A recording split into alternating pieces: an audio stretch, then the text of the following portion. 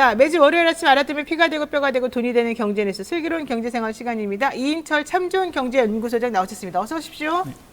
많이 기다리셨어요. 국밥 선전 보시고 어떠셨어요? 좋죠. 아침에 출출할 때 지금 뭐 집에서 이제 해먹기가 네. 원부자재 가격이 너무 올라가지고 맞아요, 부담스러워요. 맞아요. 그래서 아마 이렇게 좀 마련된 이제 간편식들이 되게 잘 팔리는 것 같습니다. 네, 맞습니다. 자, 어쨌든 우리 이제 본연의 시간으로 또 돌아와서 여쭤볼게요. 중국 부동산발 경기 침체, 한국은행 결과적으로는 5회 연속 기준금리 동결이라는 결과를 내놓았는데요.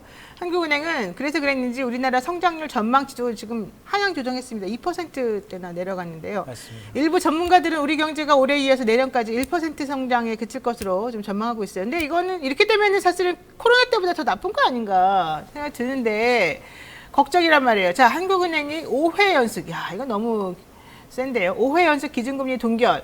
이 배경이 뭡니까? 사실은 이제 부동산은 첫 번째도 입지, 두 번째도 입지, 맞아요. 세 번째도 입지라고 네, 하는데 입지. 지금 우리 경제 최대 리스크가 뭐냐? 첫 번째도 중국, 두 번째도 중국, 세 번째도 중국이에요. 그래요?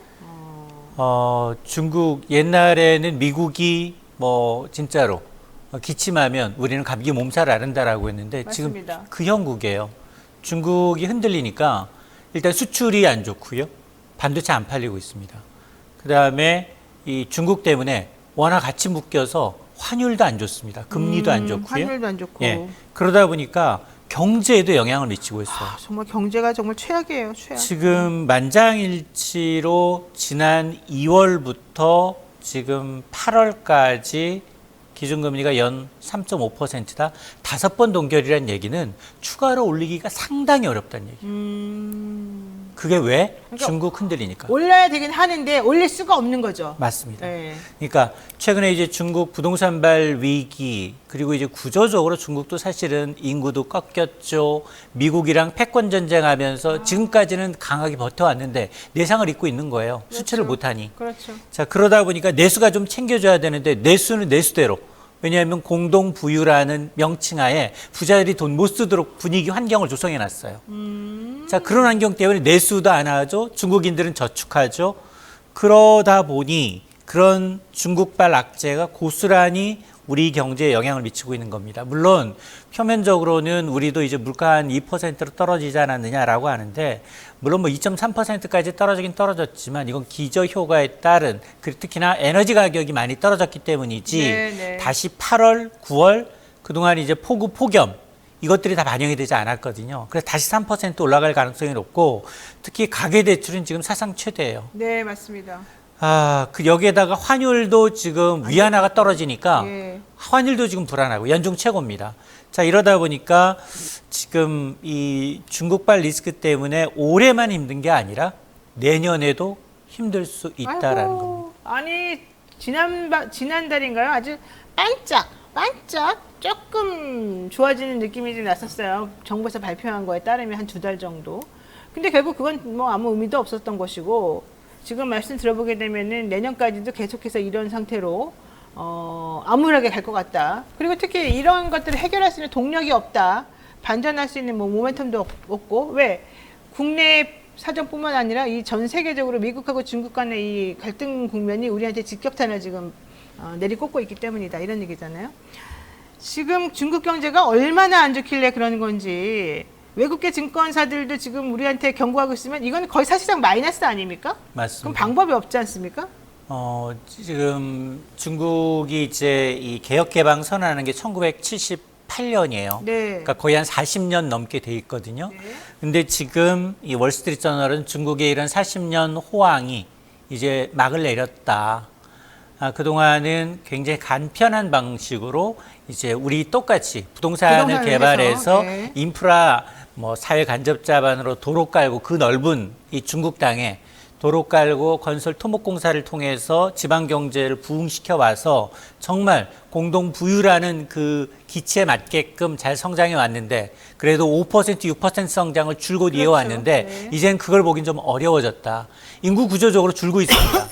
인도하고 인구 역전 현상이 발생을 하고 있고 인구는 굉장히 젊은 사람 이외에 이 생산력이 좀 좋아지고 있지만 오히려 중국은 그동안 인건비가 오르고 그러면서 경쟁력이 둔화되고 있습니다. 네. 그러다 보니까 외국인 자본이 급속도로 빠져나가고 있어요. 특히 여기에는 이제 미국이 중국의 앞으로 이 미래 성장 동력에 대해서는 기술 이전 못하도록 막다 보니까 이게 또 직격탄을 날리고 있는 겁니다.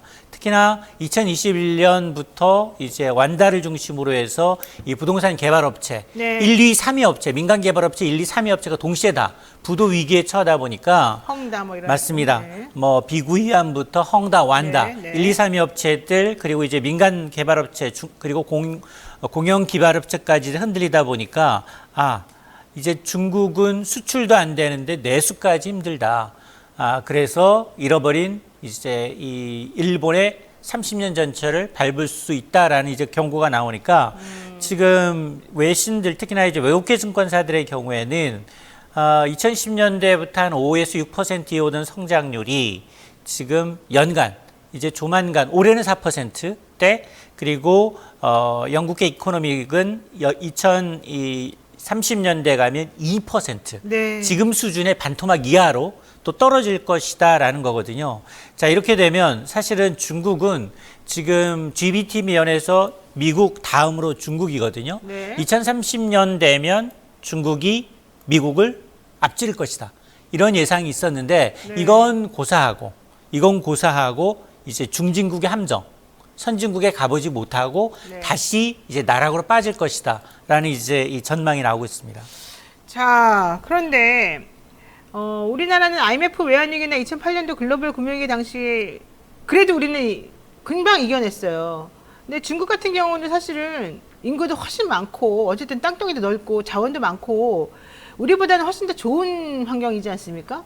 그리고 그쪽은 우리가 2008년도에 겪었던 그 상황하고 지금 현재 상황이 좀 많이 달라서 제가 봤을 때는 그렇게까지 걱정 안 해도 되는 거 아닌가? 이런 생각도 드는데 아니에요? 이게 왜냐하면 네. 중국이 이제 토목공사를 통해서 성장하는 데는 한계가 있어요. 네. 그다음 업그레이드가 돼야 돼요. 네, 그렇죠. 제조업 위주로 그리고 이제 신성장 동력 위주로 IT 첨단 기술로 변모해야 되는데 왜 하필이면 미국과 붙어서 미국과 붙어서 그 전환이 안 되고 있고 여기에다가 3기 시진핑 정부가 출발하면서 두 네. 가지를 강조했어요. 네. 공동 다 같이 잘 살자. 그러니까 부자들이 돈 쓸 수 없는 환경을 만들었고 그동안도 인구 제한했잖아요. 네. 2명 낳으면 1명은 주민등록상에 못 올리도록 했단 그러니까, 말이에요. 그러다 보니까 인구는 감소하죠.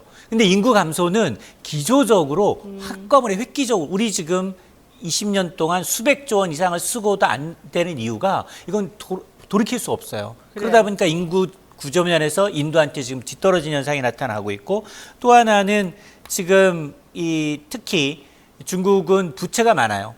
그림자 금융이라고 해서 네. 그동안에 이제 굉장히 인프라 부동산 개발로 이제 해왔던 이 부채 규모가 엄청나기 때문에 GDP의 중국 정부의 부채는 지방 부채를 포함하면 300%가 넘어요. 그러다 보니까 미국의 200%보다 훨씬 높습니다. 그렇군요. 그러니까 돈을 풀어서 하기에도 너무 버블을 키우는 거예요. 그러니까 이참에 엎어진 김에 체질 개선을 좀 체질 해야 되군요. 개선해야 되는 상황도 맞거든요. 근데 중국은 또 어떤 의견이냐? 부동산 민간 개발업체 1, 2, 3위가 이제 흔들리니까 저걸 그냥 민영화해. 중국은 가능하거든요.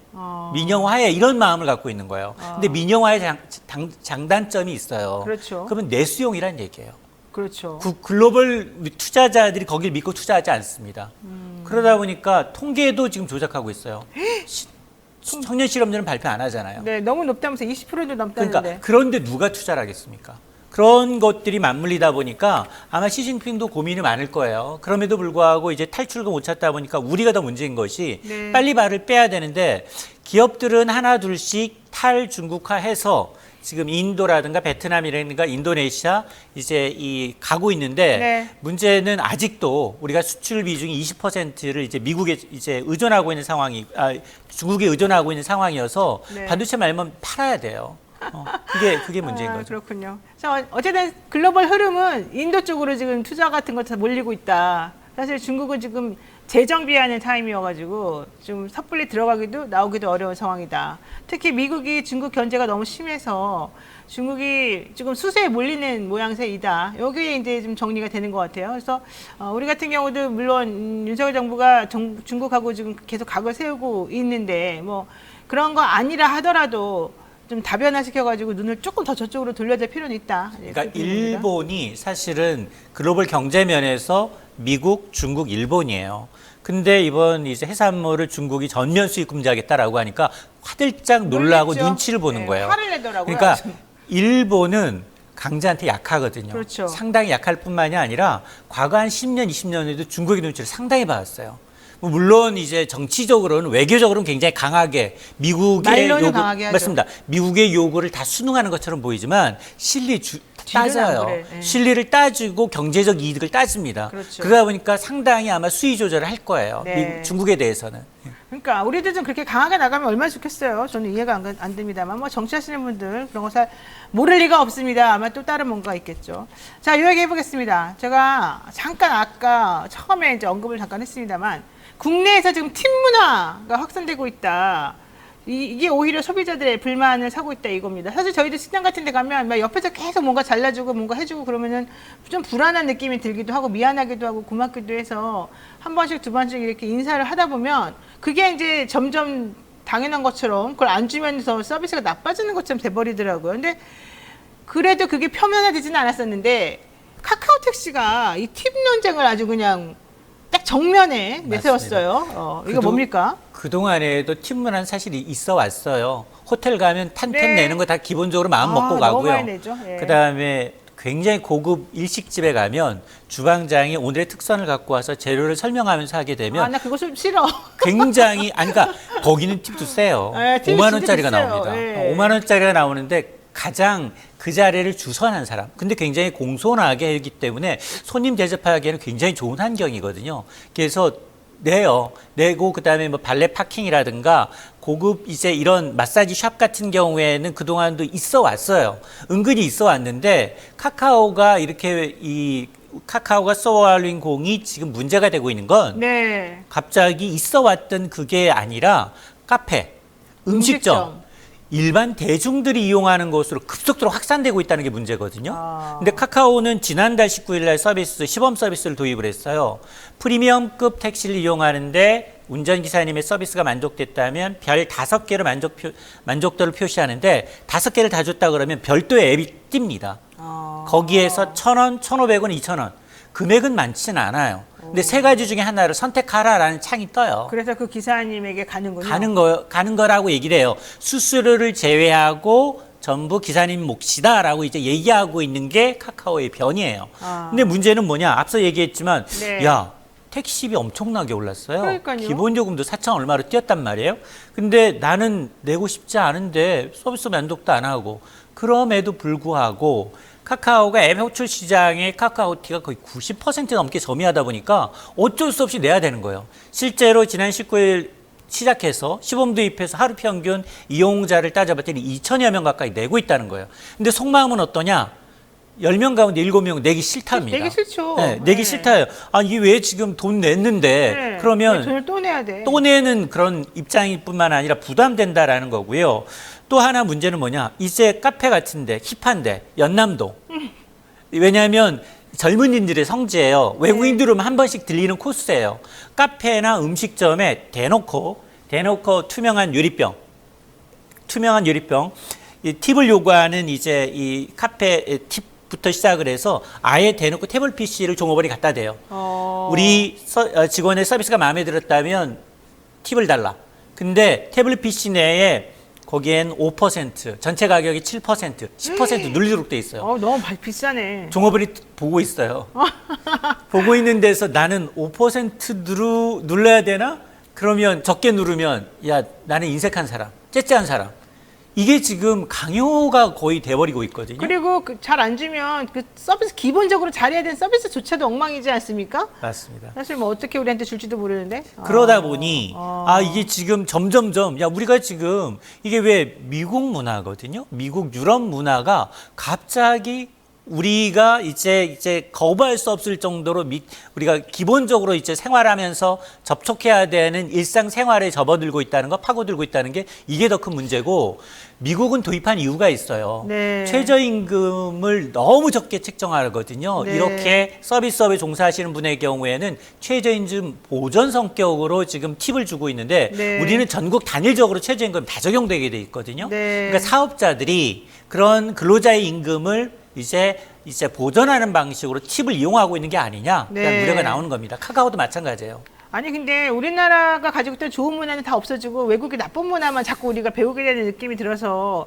어쨌든 미국에서는 정작 팁 문화에 대한 반감이 점점 커져서 오히려 이거를 반대해야 된다는 얘기가 있는데, 이게 팁플레이션이라고 해요. 어. 갑자기 코로나 구간 동안에 비대면이었죠. 네네. 그 과정에서 미국은 일자리 구하기, 정말로 일자리가 넘쳐나서 네. 사람 구하기가 좀 어려웠거든요. 네. 그러다 보니까 팁이 굉장히 인플레이션, 보통 임시값의 10에서 15%였는데 지금 40%. 아. 그리고 사실은 종업원을 대하지 않은 드라이브스루 매장, 네. 키오스크에서는 종업원 만날 일도 없잖아요. 그렇죠. 근데 키오스크에서 팁을 이제 클릭하지 않으면 다음 장으로 메뉴가 넘어가질 않아요. 키오스크에서도 팁을 줘야 돼요? 키오스크가 뭘 했다고 팁을 주죠? 우리가 그러니까 했는데? 그러니까 네. 미국의 20, 30대들이, MZ 세대들이 이해가 팁 안 문화 되네. 잘못됐다. 잘못됐네. 네, 그 반발하고 있는 거예요. 그러니까. 네. 아니 키오스크는 거부 우리가 문화. 조작했는데 키오스크한테 뭘 팁을 왜 주는 겁니까? 나 어이가 없어가지고 정말. 난 너무 구세대적인가? 아니 똑같지만 마음은 20, 30대예요. 네. MZ 세대의 마음은. 네, 자 오늘 여기까지 해야 될 것 같습니다. 야, 오늘 팀 문화에 대한 반감까지 우리가 또 노골적으로 표현했는데요. 네, 이게 경제적인 상황이나 이 시스템 마인드가 점점 좀 이상한 방향으로 흐르는 것 같아서 하겠습니다. 자, 지금까지 우리 참정경제연구소 이인철 수장과 이야기 나눴습니다. 고맙습니다.